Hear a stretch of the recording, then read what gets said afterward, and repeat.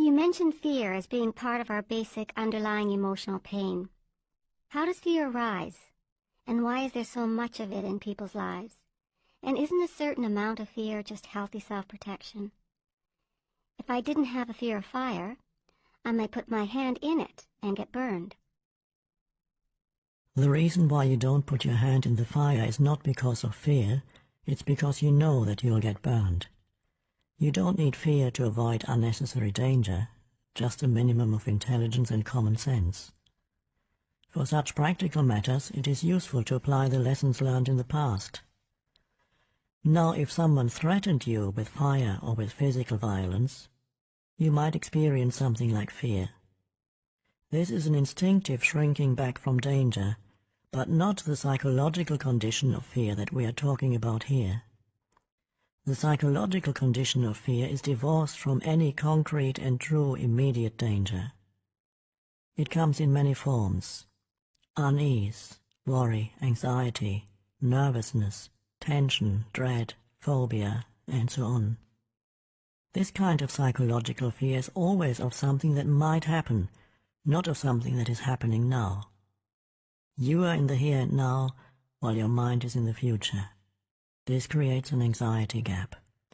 And if you are identified with your mind and have lost touch with the power and simplicity of the now, that anxiety gap will be your constant companion. You can always cope with the present moment, but you cannot cope with something that is only a mind projection. You cannot cope with the future. Moreover, as long as you are identified with your mind, the ego runs your life, as I pointed out earlier. Because of its phantom nature, and despite elaborate defense mechanisms, the ego is very vulnerable and insecure, and it sees itself as constantly under threat. This, by the way, is the case even if the ego is outwardly very confident. Now remember that an emotion is the body's reaction to your mind.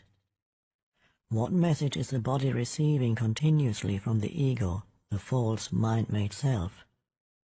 Danger. I'm under threat. And what is the emotion generated by this continuous message? Fear, of course. Fear seems to have many causes. Fear of loss, fear of failure, fear of being hurt, and so on. But ultimately all fear is the ego's fear of death, of annihilation. To the ego, death is always just around the corner. In this mind-identified state, fear of death affects every aspect of your life. For example, even such a seemingly trivial and normal thing such as the compulsive need to be right in an argument and make the other person wrong, defending the mental position with which you have identified, is due to the fear of death. If you identify with a mental position, then if you are wrong, your mind-based sense of self is seriously threatened with annihilation. So you as the ego cannot afford to be wrong. To be wrong is to die. Wars have been fought over this, and countless relationships have broken down.